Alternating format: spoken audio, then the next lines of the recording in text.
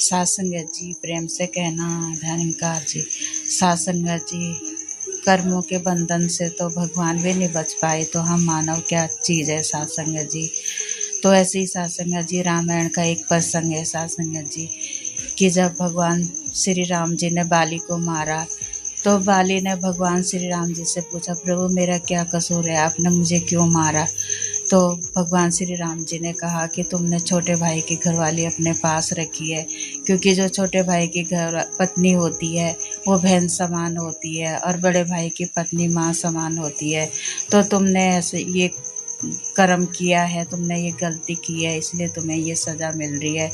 तो उसने बाली ने कहा, प्रभु हम तो नहीं जानते कि क्या सही है क्या गलत है, क्योंकि हम मानव नहीं है, हम पशु है, जानवर है, हम एक बानर जाति के हैं, वानर है हम, इतने सोचने समझने की शक्ति बुद्धि हम में नहीं होती है। तो प्रभु इसलिए आपने हमें मेरे को मारा है। तो भगवान ने कहा कि कोई बात नहीं है, चलो तुम मानते हो कि मैंने तुम्हें मारा, और चलो मेरे से भूल हुई, लेकिन अगले जन्म में जो है तुम अपने बदला उतारना और तुम मुझे मारना। तो साध संगत जी, अगले जन्म में साध संगत जी द्वापर युग में फिर वही हुआ कि भगवान श्री कृष्ण को जो है बाली का भी जन्म हुआ, और भगवान श्री कृष्ण को तीर लगा। तो साध संगत जी, वो कर्मों का फल तो भगवान को जो हुआ, भगवान ने तो सही किया, लेकिन भगवान की नज़र में सही था, लेकिन वो सोच रहा था कि भगवान ने गलत किया मुझे मार करके।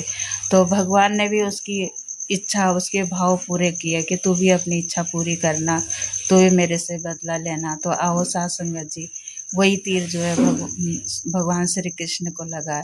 तो ऐसे ही सत्संग हम मानव है, तो कहते हैं कि जब हम कोई अच्छे कर्म करते हैं तो भगवान प्रसन्न होते हैं, जब हम गलत कर्म करते हैं तो भगवान भी कहते हैं कि मैं सब कुछ देख रहा हूँ, मैं बोलूँगा लेकिन तुम उसके दंड, बोलूँगा नहीं लेकिन तुम उसका दंड भोगने के लिए भी तैयार रहना। जब मैं स्वयं नहीं बच पाया तो तुम मानव के कहाँ बच पाओगे। तो इसीलिए साध संगत जी, हमें अच्छे कर्म करने चाहिए और अच्छी सोच रखनी चाहिए, और सबके प्रति दया भाव रखना चाहिए, और सतमार्ग में चलना चाहिए।